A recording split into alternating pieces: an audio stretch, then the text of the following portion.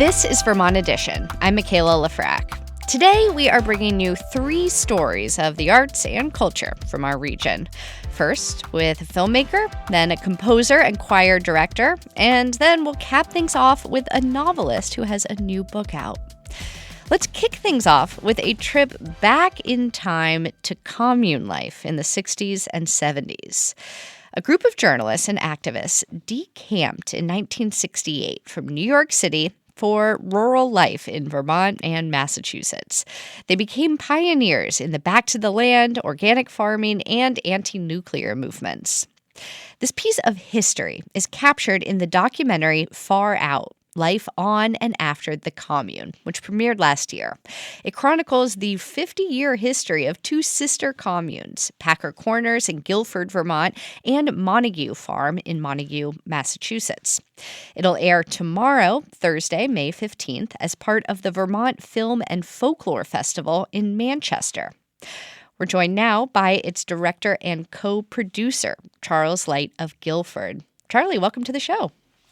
Thank you very much. Glad to be here. Yeah, we're so glad to have you. And before we dive in, I should note that the Vermont Film and Folklore Festival is a Vermont Public business sponsor. All right, we're going to be talking about commune life. I know many of our listeners out there might have some personal experiences to share. Our phone lines are open. You can call in at 800-639-2211. And we're only speaking with Charles for the first part of this show. So if you want to call in and talk communes with us, now is the time. So, Charlie, you moved to Vermont in 1968 from New York. Why? Correct. I moved up because I wanted to get out of the city and experience rural life, which I had just done pretty much when I went off to summer camps and things like that. Who did you move with? I came by myself. I went up here to go to a college, now defunct, called Mark Hopkins, that had been founded by Walter Hendricks, who had also founded Marlborough and Windham previously. He sort of had a checkered history, and I didn't stay long. So you come up for college and then decide it's not for you, and you find your way into this group of people who are pioneering sort of a new way of living. Tell us about commune life. Well, first I rented a house with some other students and other people, and one of the people wanted to found a commune, and over the winter bought some land in Guilford at the Johnson pasture. And we moved there in the early spring, and I was there for 2 years. I left after there was a fire there, which killed 4 people, actually. So it was a wow. Predecessor. Then I moved to it was down the road from the Packer Corners farm, one of the subjects of the film, and through my friendship there, I moved to their sister farm in Montague, Mass., where I lived for about 10 years. What attracted you to this life, especially after living through such a tragedy at that first place where you landed? I guess the sense of community, the sense of trying to work out an alternative life and alternative politics and an alternative way of being, closer to the land, closer to reality, closer to what I thought my ideals were. And I guess that's basically it. And speaking of your ideals and the ideals of the people that you were living with, opposing nuclear power and nuclear weapons became a major element of life at these 2 communes that your film depicts. Right? Can you tell us about that aspect of things?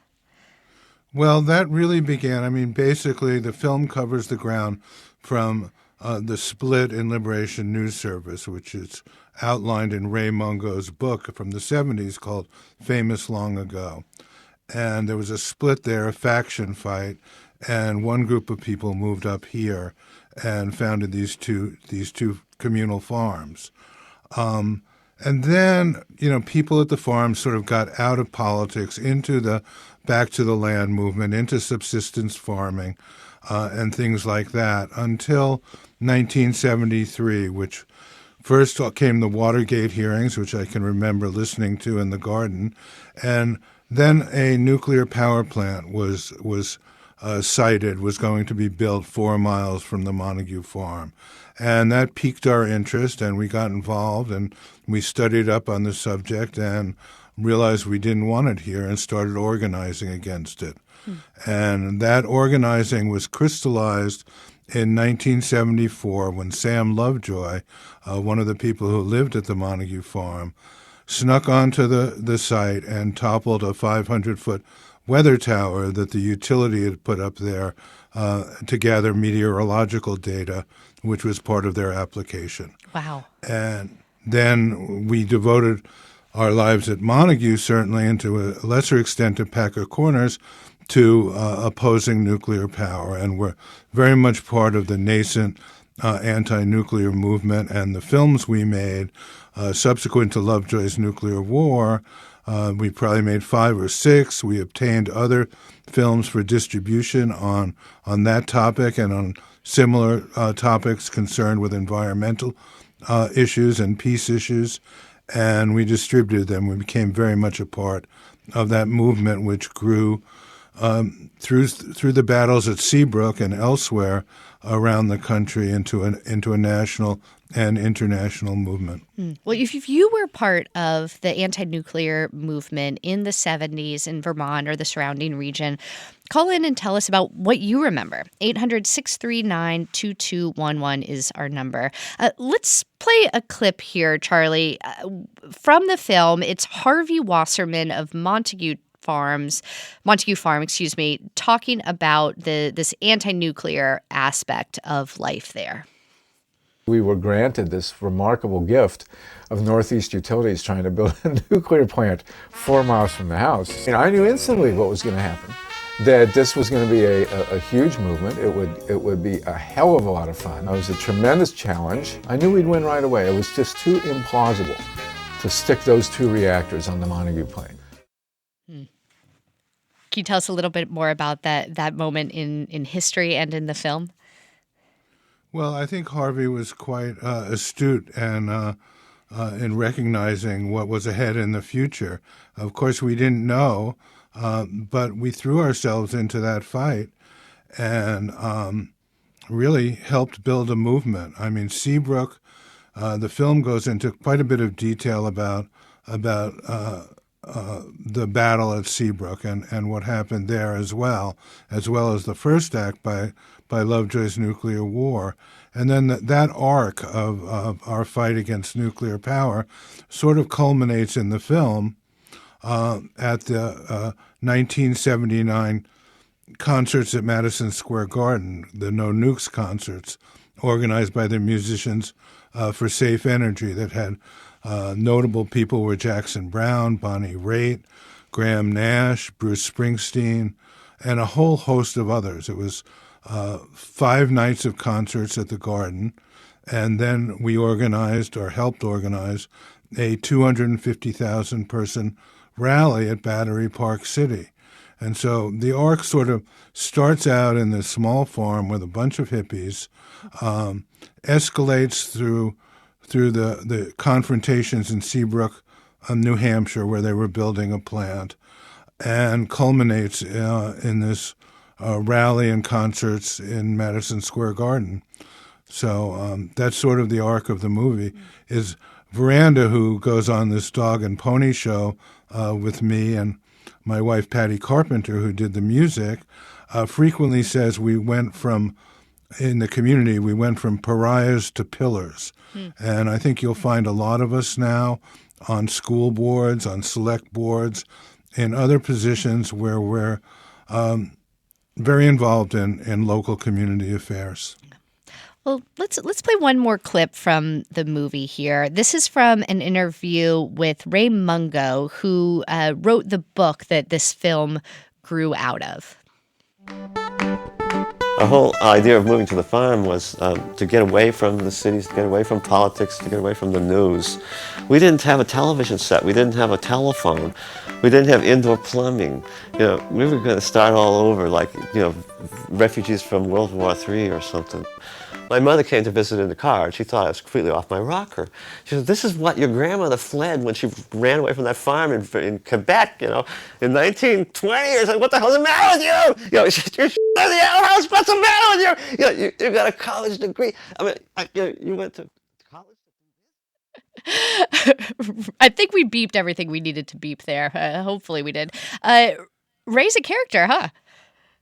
Ray is a character.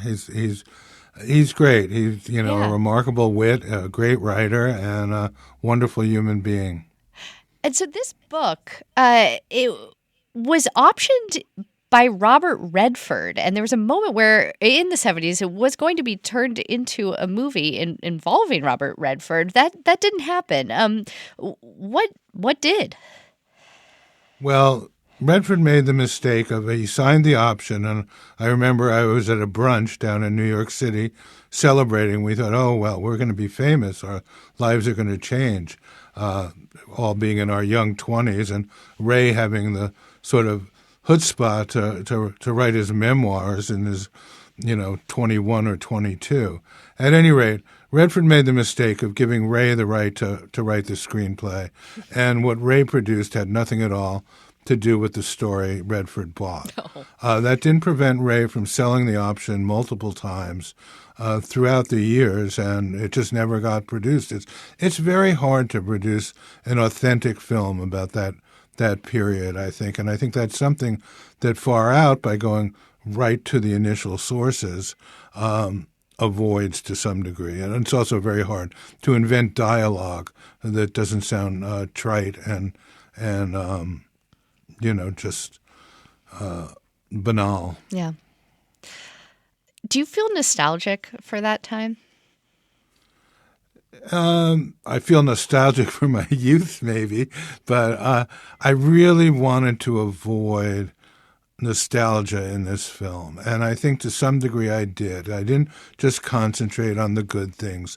I concentrated on things that were issues or became issues as well, and differences between people. And if you watch the film, you'll see different people talk about different things there differently. I mean, it's everyone's perception is slightly different. I think it was amazing time in our lives. It was amazing that we worked so hard together to build this anti-nuclear movement, and before that, just to get into the farming stuff. What messages do you think that this film then has for a younger, perhaps an audience of people who are the age that you and your friends were back in the late 60s and the early 70s?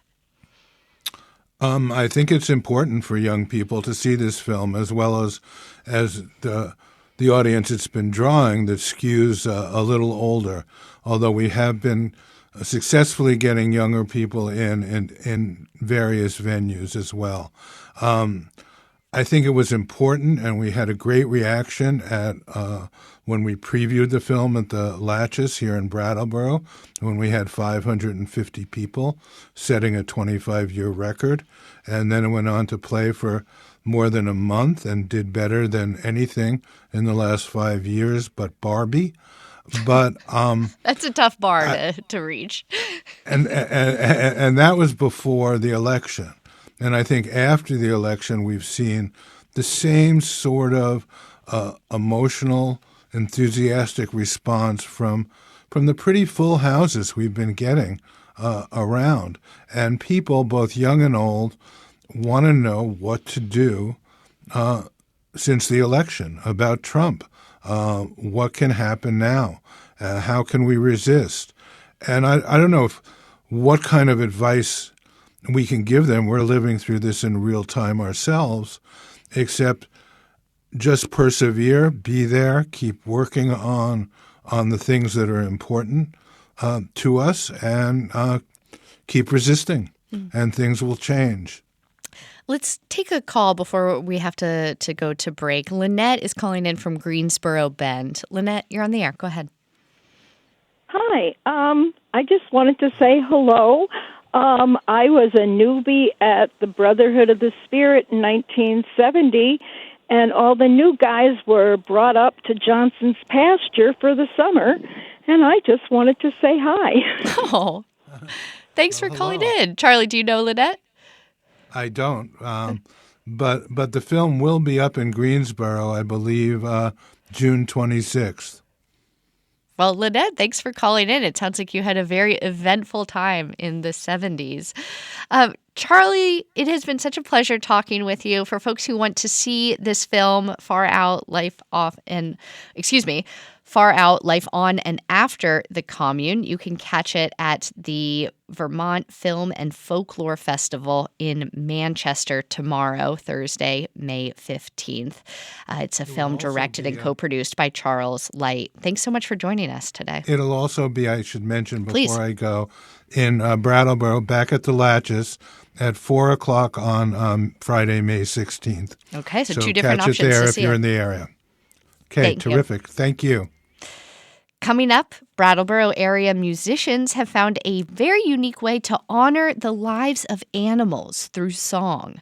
They've created beautiful music about the animals that live and die among us. You can hear more in just a minute on Vermont Edition. Stay with us.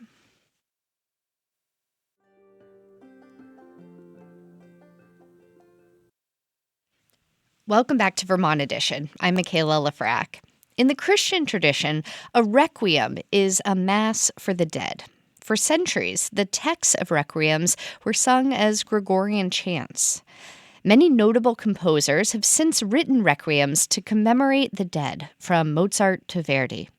This month, the Brattleboro Concert Choir will perform the world premiere of a new requiem with a rather unique focus. Here to tell us more is its composer, Keen Southard. Keen, welcome so much. Welcome to Vermont Edition. Thanks for having me on. We're also joined by Jonathan Harvey, the director of the Brattleboro Concert Choir. Jonathan, welcome. Thanks, Michaela. Thanks for having us. Yeah. Well, before we dive into this piece and what it's about, let's start by listening to just a bit of it.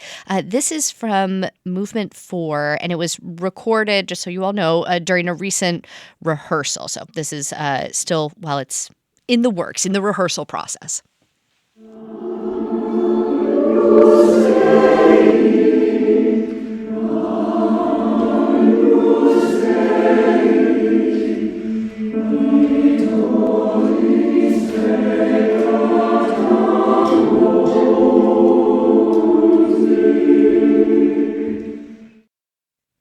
Haunting and beautiful music. Keen, tell us about what first inspired this work. Sure. Well, it started back in the fall of 2022. I came across an article on NPR, on the NPR website, about a study that just came out about how wildlife populations around the world have drastically declined. I think it was 69% in the past 50 years, and that a lot of that decline is due to our own collective human actions, and that massive loss of animal life, combined with my own knowledge of how many animals are killed every year, every day for food as well. I just felt this deep sense of sorrow, and I didn't know how to process it. And somehow I started thinking about requiems, as you talked about, the ones I know by Mozart and Fauré. And I thought, all these requiems I've heard before have been for the loss of human life. Has anyone written one for animals before? And that idea just really started to be a very creative catalyst for me. And I started thinking about what a requiem for animals might sound like and how that might be structured. And then I was talking with choral directors who I know and telling them about this idea to see who might be interested in bringing it to life with me. And luckily, not long, or about a year after that, right after I moved to Brattleboro, I met Jonathan, and that's where our collaboration began. Yes, Jonathan, the Brattleboro Music Center commissioned this piece. What drew you to this work? I when I met Keen for the first time, right after he had moved to Brattleboro to begin his job at St. Michael's Episcopal Church there, I that connection was first made because there are many singers in that church choir who are also singers in the Brattleboro Concert Choir. So those folks reached out to me and said, "We have this amazing new music director. You should get together." So we got together for coffee, and just to get to know each other, just because we were two musicians in the area. And when we met, he told me about this sort of this journey that he was going on with this piece and trying to find. He had this idea, and I thought two things. He was not trying to sell me on it at all. And I thought two things when he first told me about it. First was, this sounds like an incredible idea for this particular community. I think that a piece that explores these ideas could really find an audience here. And then the other thing that I thought was that his passion for the idea was just so clear, and I wanted to be part of that. I wanted to help bring it to life. So that's how it happened. It was just the subject matter, really. Speaking of that passion, Keen, the piece makes it clear that you've very much done your research on this subject. It weaves in not just music, but text from multiple sources, including the Bible and Upton Sinclair, the author of The Jungle. How did you select your sources? Yeah, I think I knew from the beginning that I wanted to use parts of the traditional Requiem Mass text, and have that. It's usually sung in Latin, but then also because that Mass text doesn't really refer to animals at all. In fact, I found there's only two spots where it does. One is the Agnus Dei, which means Lamb of God, but that's talking about Christ's sacrifice as a metaphor for a sacrificial lamb. And then there's one other in the Dies Irae where it's talking about the lion's mouth, or as this sort of metaphor for hell or judgment or something like that. So I wanted to add texts that addressed how we interact with and how we treat animals more directly. And so I kept the Latin, and everything in English is added to it and combined with it. And so it was quite a long process of reading through a lot of different sources and readings about animals to find and create the sort of structure, the journey from beginning to end. There's 7 movements, and each movement, I think, touches on a different aspect of how we interact with animals and how we're connected. And also, of course, lamenting their loss of life and our own and reckoning with our own role in that. Well, Jonathan, I can imagine that this weighty material brought up a lot of questions and conversation in rehearsals. No doubt. We spent a lot of time. I have had to continue to have so many just personal one-on-one conversations with the singers. The members of the Brattleboro Concert Choir are people in the community. They are in all walks of life, all professions, and they sing all sorts of repertoire with me. And when we first began working on this piece, it was tough to grapple with. We spent a significant amount of time just in rehearsal. Usually those golden minutes where we were all together to make something together. We spent a lot of that time just talking and sort of hashing out how this is impacting us. What are we taking away from it? How do we feel singing these words that are, in many cases very inspirational, in other cases really grim and violent. And it was it has been a different sort of rehearsal process than I have ever had before. But I think that it has allowed the singers in the group and me to get to know each other better than we would have otherwise. We're sort of exploring these bigger philosophical ideas about the choices that we make, and why do we make these choices, and have we thought about these choices, and when we do examine them, how is it impacting us? And I think that this has been a really rich experience that has allowed the singers to become an even more tightly knit community. We're speaking with Jonathan Harvey, the director of the Brattleboro Concert Choir, as well as Keen Southard, a composer who has written a new requiem that the choir will be performing soon.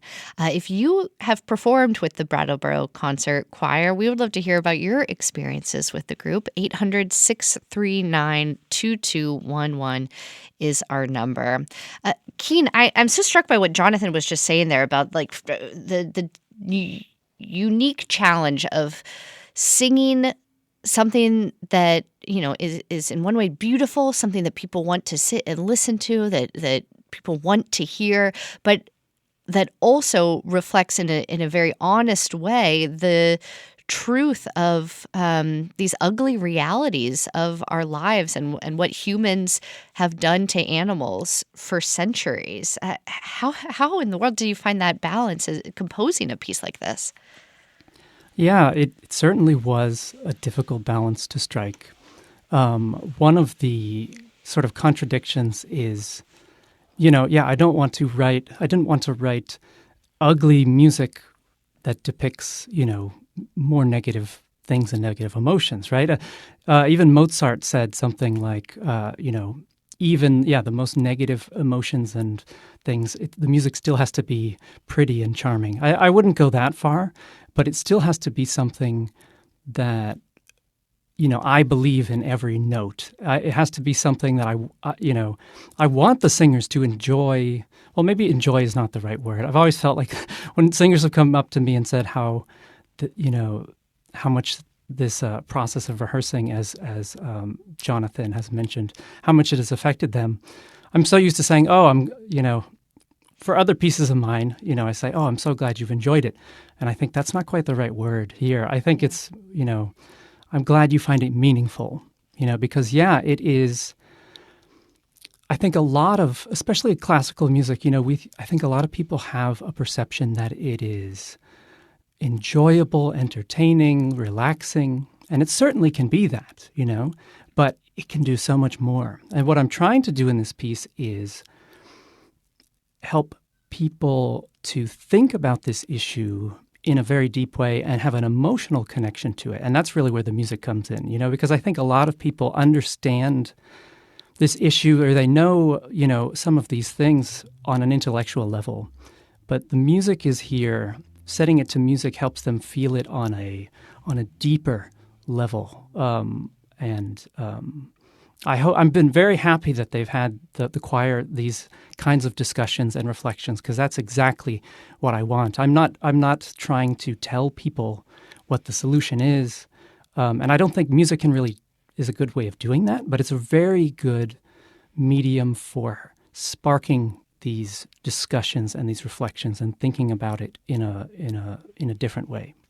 Well, let's bring in a caller here. We have Michael in Brattleboro. Michael, you're on the air. Go ahead. Thank you very much. Yes, I just wanted to say how moved I've been by the experience of learning this piece, singing it with the choir. At first, I was very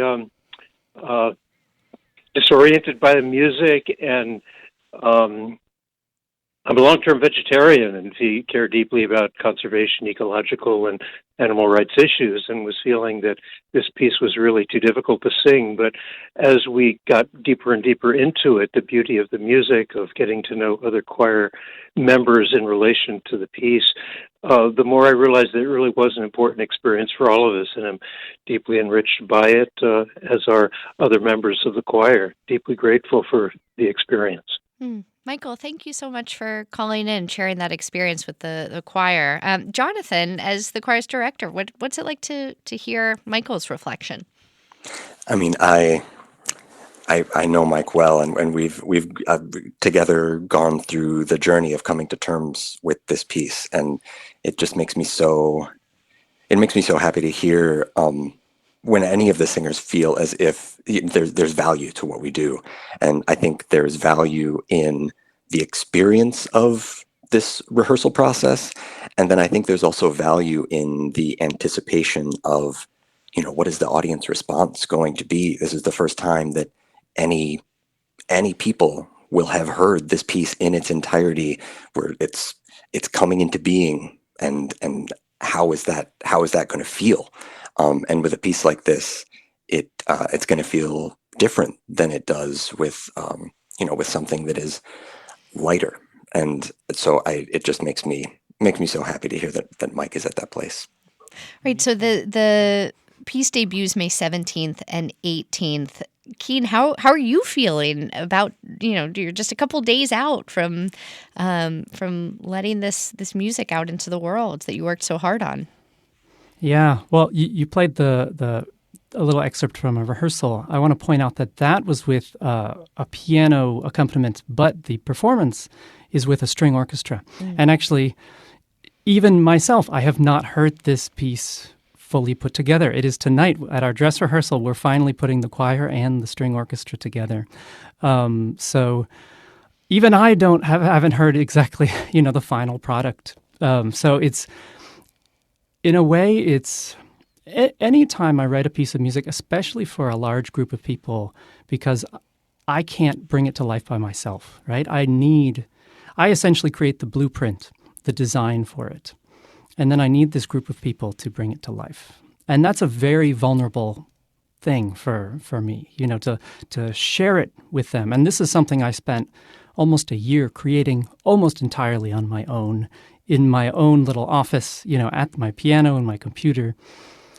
And I know it so intimately, and now I'm entrusting it to these other people to bring it to life. But even more than that, with this subject matter, not only am I being vulnerable in sharing it, I'm asking the singers, the audience, to be vulnerable as well, to have this emotional experience on a topic which many of us do not want to think about every day.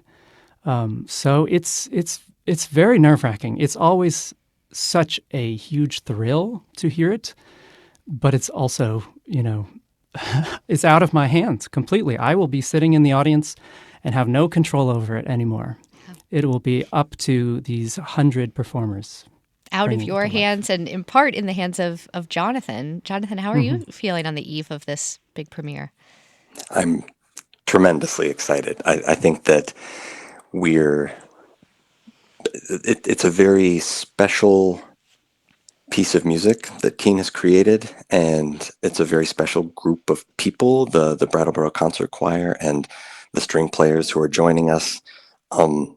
It's just the thing that I'm thinking about the most is just the responsibility that I have to make sure that everyone's experience, that's Keen's, that's the singers, that's the players, that's the audience members, that they come out of it feeling as if we've done something together that's really significant. And I think that the blueprint that Keen has created for us is the best possible starting point for that. I think that it's going to be a tremendously powerful set of shows, and I'm just excited to be part of them.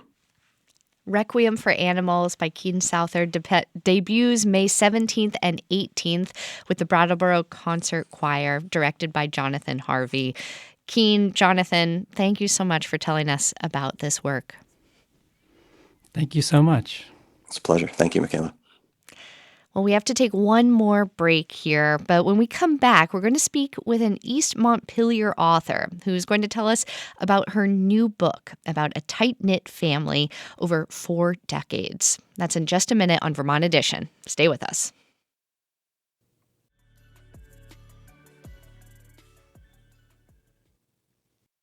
Welcome back to Vermont Edition. I'm Michaela Lafrac. The scene is New York City in 1974. The night after fleeing her mother's funeral, a young woman named Louise meets her future husband. Over the next 2 decades, they build a life together.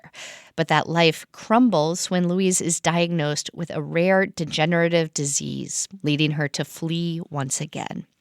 But this time, she's leaving behind her husband and her daughter. That is the alluring premise of Sarah Yaum's new novel, Unfinished Acts of Wild Creation. Sarah lives in East Montpelier. Sarah, welcome to Vermont Edition. Thanks. Glad to be here. Yeah, we're so glad to have you. So you have a background as a documentarian and an oral historian. And your novel, as I just said, starts out in New York City in the mid-'70s. What kind of research did you do to put yourself into that time and place? Yeah, that's an interesting question. I mean, I am trained as a historian, and I actually, when I was in a PhD program at Brown, I took a course called Writing History, which was about creative nonfiction about the past. I wish I remembered the name of the professor, but I do not. And what she really taught us to do was to layer in, think of it as painting, like these sensory details that bring you back in time. In 1974, I was born in 1979. It wasn't such a leap. The world was familiar to me. But I definitely researched, what type of music would Louise have heard when she was walking to the subway in the morning? Details like that. It was, there's a scene on the Lower East Side, like that was the period of time when trash wasn't being picked up. So what would they have navigated between when they were going to their apartments? Little details like that, which I think really bring you into a place and time.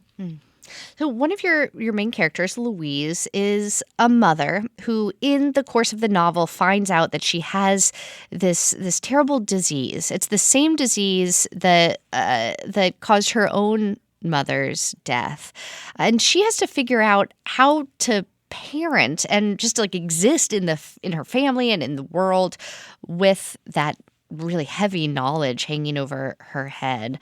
Could you tell us a little bit more about the creation of first, the affliction that she has in this book? Is it a real disease? It's not a real disease. It's a made-up disease. Although I definitely did some research into prion diseases and various things like that. And they are Ashkenazi Jews, and Ashkenazi Jews have a history of weird genetic diseases. But I also wrote it as I was beginning to develop a series of weird symptoms. And so I sort of built this disease and the symptoms of it around the things that I was experiencing. I don't have a degenerative genetic disease like these characters, but I do have a chronic illness. And so it was a way for me to sort of externalize and think about my own symptoms. And think about motherhood, too, I assume. Mm-hmm. Yeah. Absolutely. And what it's like to parent when you're not able-bodied, right? Especially in this society. And especially when parenting a young child, because so much of parenting a young child is purely physical. And when I wrote this novel, I dictated this novel almost entirely because I developed symptoms during pregnancy where I couldn't type because of lax ligaments and tendons in my hands. And when you're parenting a young child, it's all about your hands. It's like picking them up, it's changing their diapers, et cetera. So I was dealing with this sort of existential question of what does it mean to be a mother who isn't always able to pick up her child when she cries, who isn't always able to change a diaper. And so that gave complexity to this character, Louise.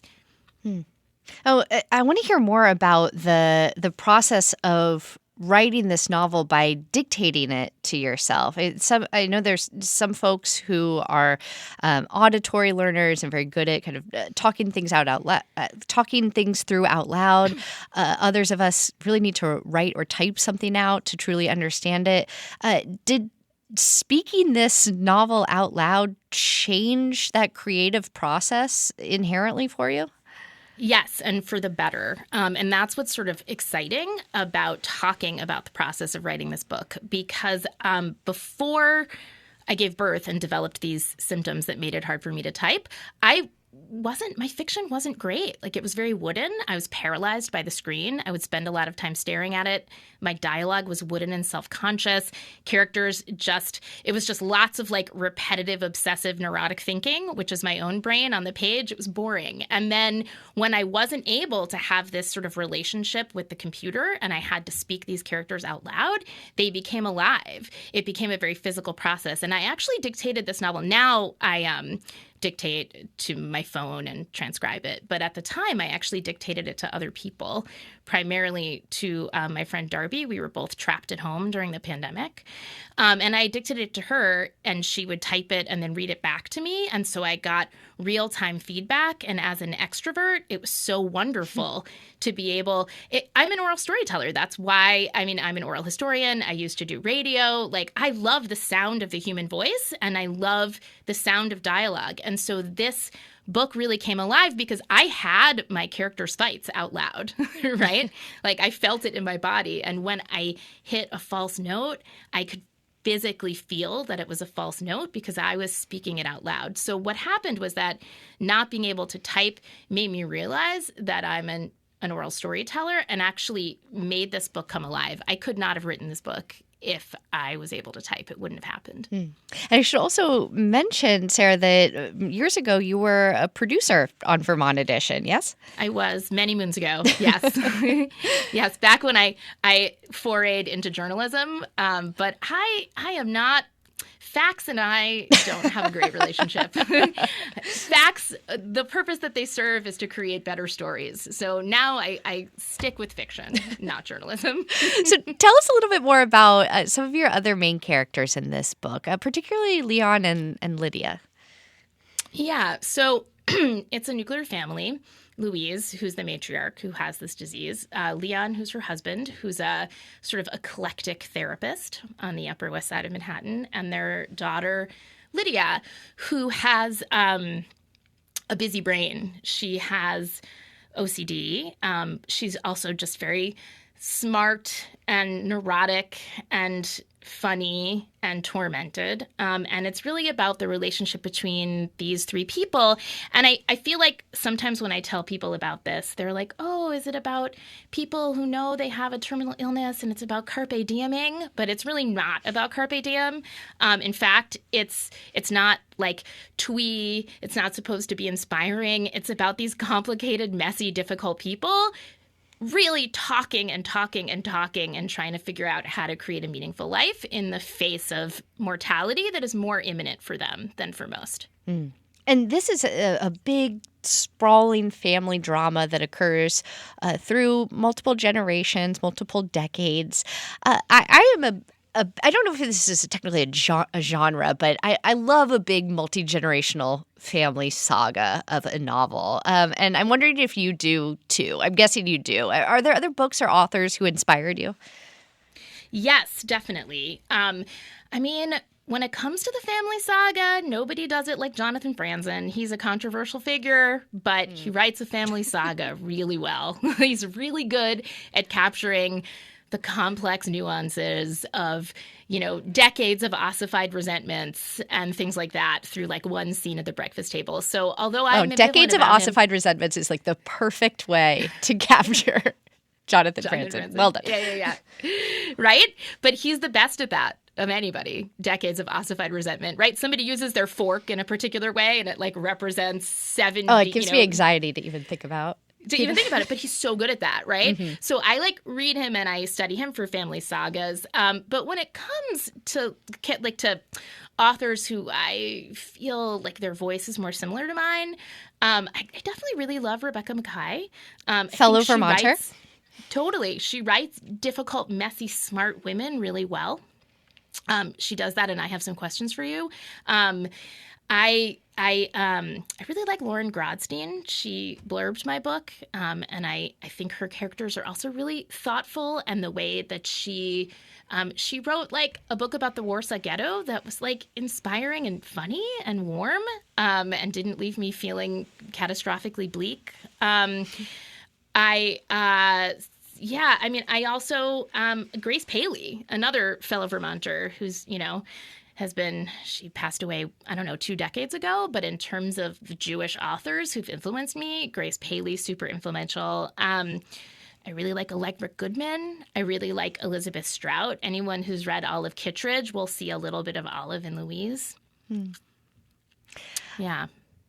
So I read a blog post that you wrote where you said that you were really missing your main characters after finishing the novel, and you were writing this blog post, and I think you were actually creating a playlist of music for a website that goes along with the book, and you were talking about just how much you loved kind of reconnecting with these characters, and you'd found that they had sort of lived on since you had finished the novel. Is that how you still feel like these characters are still kind of out in the world, out in some world, living their lives? Oh, absolutely. And I can tap into it. What I loved about that playlist was it was an opportunity to just kind of check in with them and see how they would feel about things, right? And they're there on a parallel track arguing because they're always arguing, and I can tap into it. Characters are parts of us. I picked a fight at the farmer's market the other day where I was like, there's no way honey can be organic. The bees fly everywhere. And my husband was like, stop being such a Louise, right? So when I'm difficult, I definitely am Louising it up, right? I feel like I take on these personas, and they've become shorthands among my friends and family, actually, about like various aspects of our personalities and ways that we behave in the world. Oh, well, girl, we're going to have the beekeepers emailing us now with hot takes about can honey actually be organic? I know, it's a very Vermont hot take. I don't care if it's organic or not. I just think it can't be. Oh, my God. You're walking a thin line. I know. Sorry. So that was Louise. That was my character, that was Louise. It wasn't me. Normally I wouldn't bring up the cover of a book. You're not supposed to really judge a book by its cover, I hear. But this cover is so beautiful, and I hear it has a really lovely backstory to it as well. And for our listeners at home, if you haven't seen the cover of this book, just picture this really lush drawing, painting of a gorgeous, ripe summer tomato. Sarah, can you tell us about this? Yeah, we were really struggling to find the right cover for this book, and it felt really important to all of us. And I knew that I wanted a tomato because when you read the book, you'll see that tomatoes are kind of a recurring theme in sort of funny and unexpected ways, this idea of a tomato test. Somebody's last lines, the grandmother, when she dies, she says, life is just a tomato test.